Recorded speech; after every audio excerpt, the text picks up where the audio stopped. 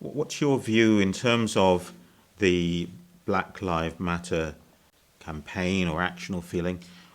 What's how do you see that progressing as we go forward? What's your personal view on that as a movement? I think that, as a movement, it actually, was given a great sort of greater significance, I should say, because of the death of George Floyd. Yes. And I described the death of George Floyd as a crucifixion. In a sense, it's about the law actually behaving unlawful. And that is what I think as took the attention of the world.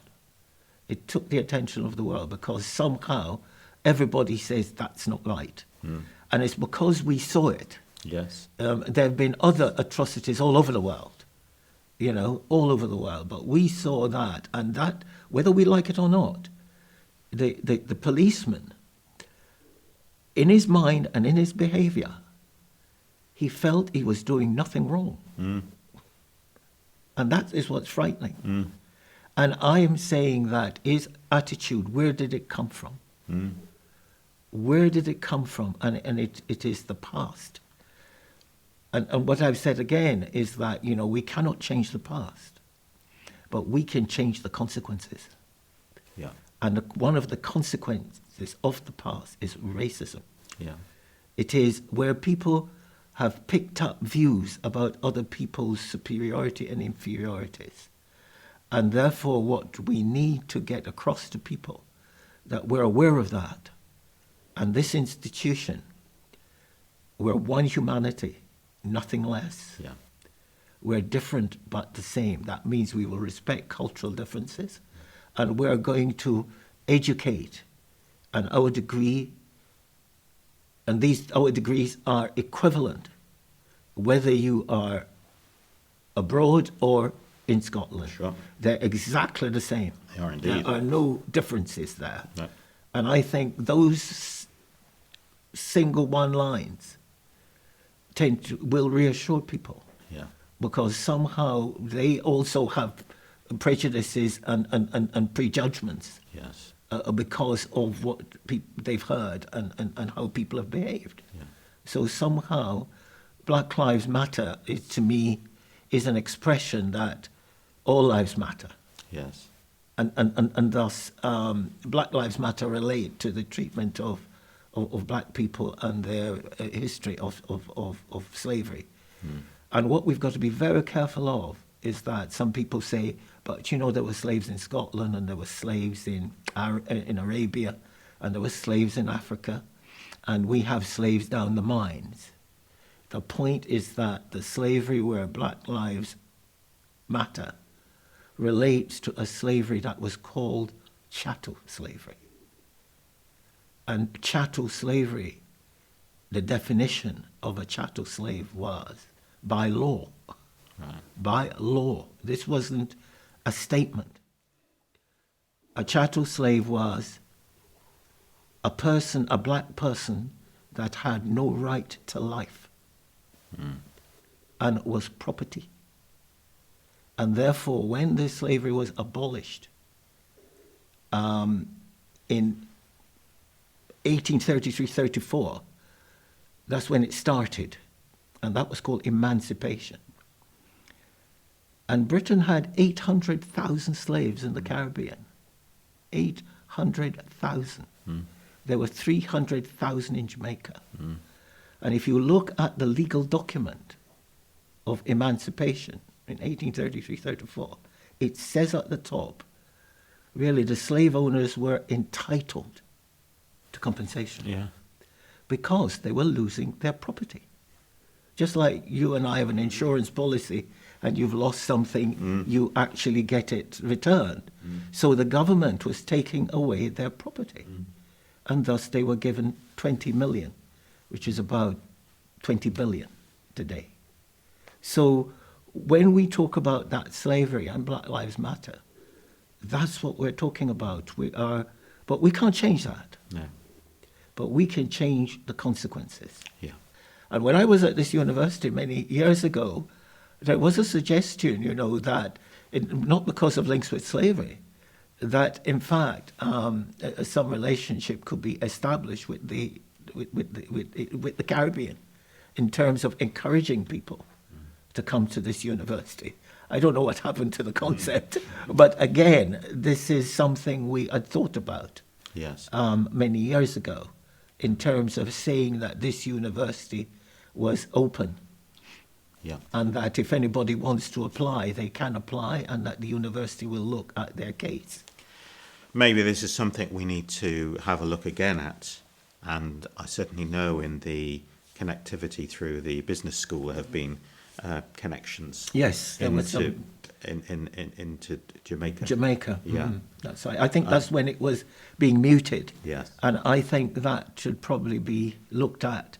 Let's do that. Again. Let's do that. Because I think that would be part of our linking Yeah. with a time when, and also too, which I probably didn't mention, that, and it's obviously credit to the university, so I should have probably said, I got a letter a couple of weeks ago from the Jamaica High Commissioner, and you remember he visited. Yes, indeed, I remember the visit, yes. Yes, the Jamaica High Commission visited us, and he wrote to me a couple of weeks ago to say that the Jamaica government has recognised the work I'm doing in Scotland in terms of the Jamaica-Scottish historical connections, and they've awarded me a CD, and that's a Commander of Distinction.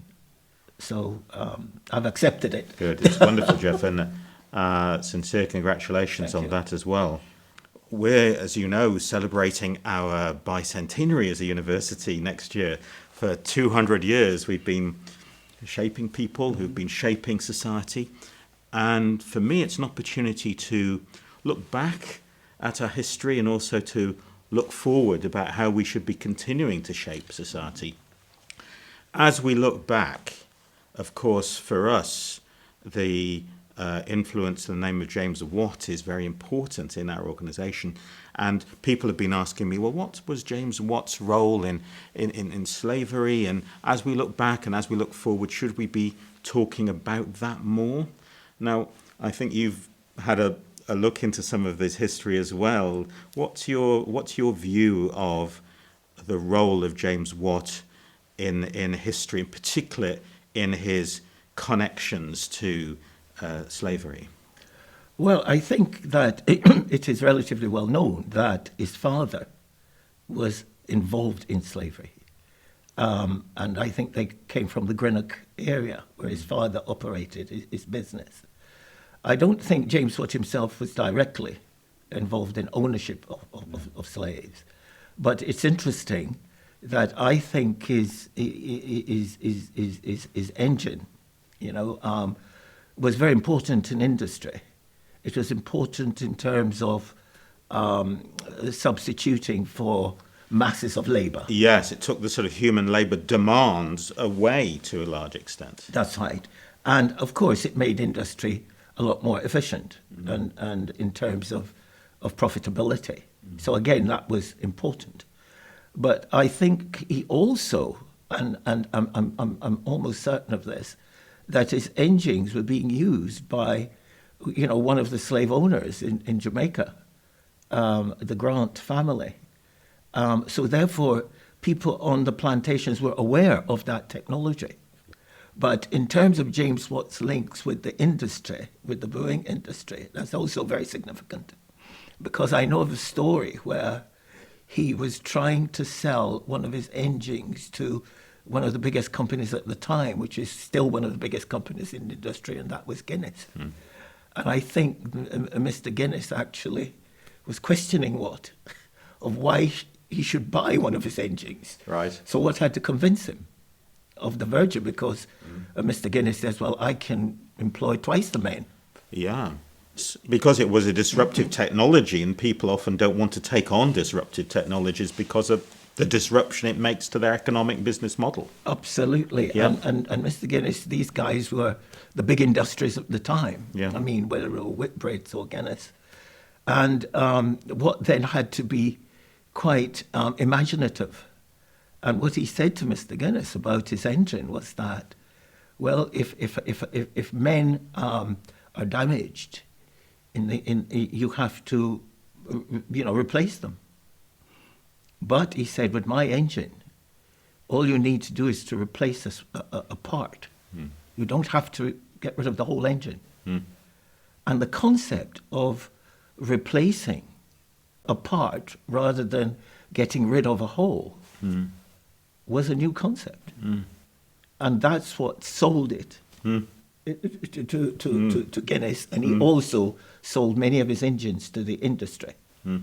And therefore, to me, that is a very lovely story about what we do at this university, because we have got a very strong engineering aspect. And to me, that's what technology is about.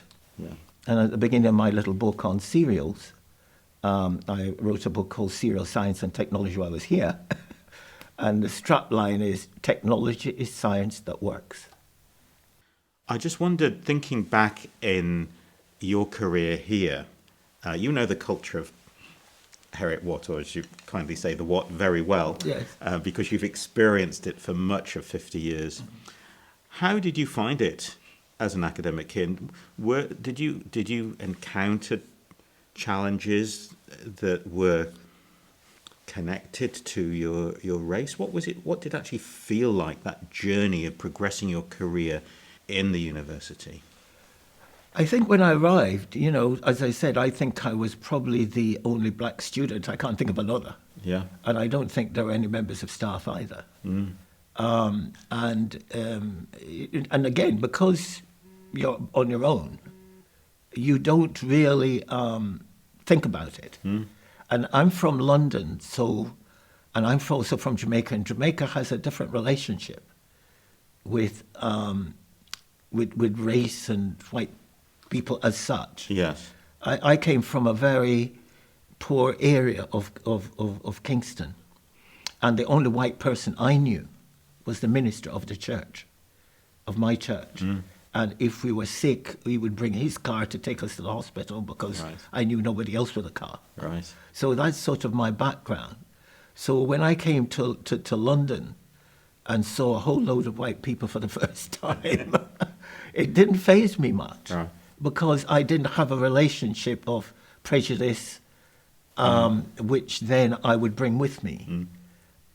So I related quite well. I got, there were things like, KBW, Keep Britain White, which were on the walls then. And once I realized what that meant, my mother and I, because I just came to join my mother, so I was just living with her, there were instances where we had to walk around the block because there were people from the, sort of fascist groups were stopping us. So that was my first experience with realizing that there was a problem. Yeah. But the usual name calling and all the Notting Hill Gate riots, which I had to walk through to get to my work, say in Notting Hill Gate. So one had to negotiate that. So I was quite, when I came to the Watt, I was quite therefore, used to sort of racism, but to me it was manageable. It wasn't a big problem because I'd experienced London. The only thing I got when I came was some people used to say to me, they used to call you an incomer. And I used to point out that Jamaica was part of the British setup before Scotland. Scotland is 1707 and Jamaica is 1655. And that started to change attitudes because people then didn't realise, and that's where my work in Scotland began, whereby by just saying that, somebody would say, what do you mean 1655? I said, the England took Jamaica from the Spaniards in 1655. And, and then they realised that I'm part of this setup. And I think that's part of the prejudices, where people think you don't belong. Yeah.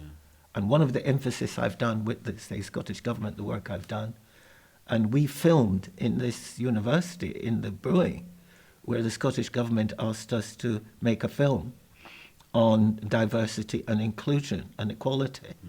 And I filmed it in the brewing, and pointing out, just like I'm going to say now, Yes. that when I came to the Watt, there wasn't much in terms of race. We were all stuck in Chambers Street, and we didn't see each other much, although it was a very small building. On the streets, you would get the name calling, but again, didn't bother me much. Within the university, one of the things I found I had to do as a teacher was that if there was an issue, most of the BAME students, the Black, Asian and Minority Ethnic students, would come to me. Yeah, right. In fact, we didn't have a department or a section that dealt with anything like that. Right.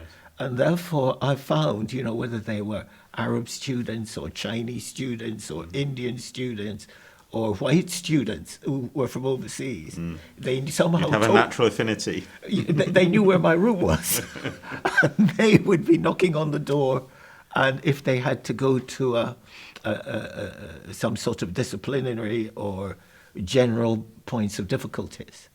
And I think I enjoyed that because I was doing a job for the university. Yeah. And it wasn't official then. Yes. Basically because we didn't have race wasn't regarded as a big issue. Because the law about race is only 1976, where we had the first race relation law. So before that, you could call anybody anything you liked, Yeah. and it would make absolutely no difference.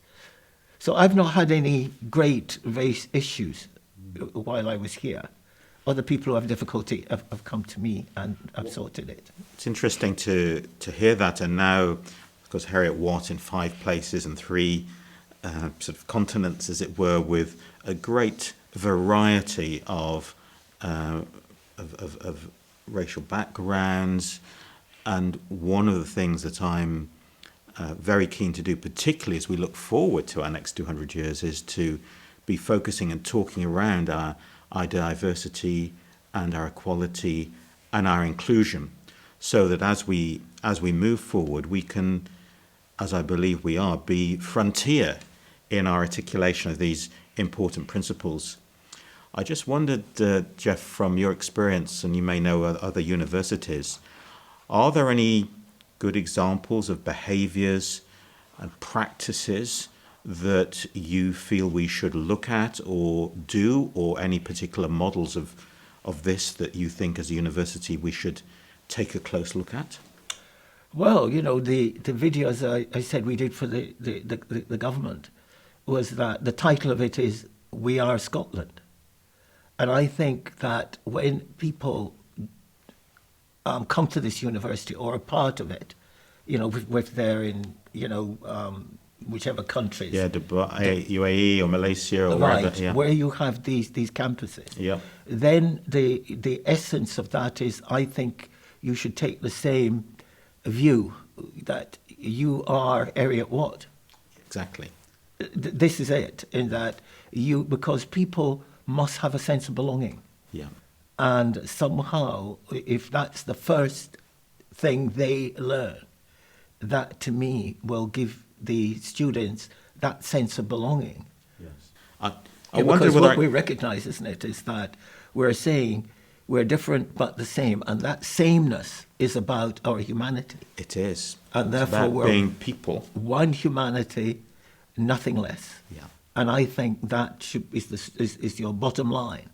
Yeah. The cultural differences, yes, but the bottom line is this, that we are one humanity, nothing less, and therefore people will not be treated as second-class citizens, or because they have a different accent, then in fact that accent is inferior, Yeah. or in fact, the way we do things are somehow better. Better. So It's a very good strapline, Geoff. I certainly will see how I can use that. I wonder, just to close our discussion, whether we might go into a territory that I'm aware that some staff colleagues have been talking to me about, and it's around the notion of us needing to think how we might decolonialize the curriculum. And it's an area that we're wanting to explore and to understand. Do you have any reflections on this area? Well, you know, I think with science, and we're essentially a science institution, and technology, if we put it that way. And I think, you know, I've often said, you know, a two's a two, it has no colour. And therefore, I think science has no colour, and neither has technology. And what, when we're talking about decolonizing what we actually teach, is to say that we ignore any sort of maybe some technology which has been developed by black people or non-white people. And I don't think this institution does that. Meaning that if it's a scientific principle, and it's a valid scientific principle, it doesn't matter who's developed it. And I think when I was teaching here, that was my position, that the fact is that you use the reference section in the library, and we've always ensured that students can access references from any part of the world, and people here don't teach and exclude research because it's not done by white institutions. And I think that some schools have to decolonize because they don't teach any Caribbean history whatsoever, even though they teach history.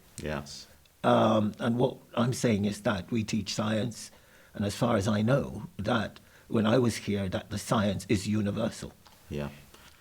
That's very helpful. Now, Geoff, in closing, I wanted to finish with a comment from a Heriot-Watt student. And from Alice Her in Malaysia.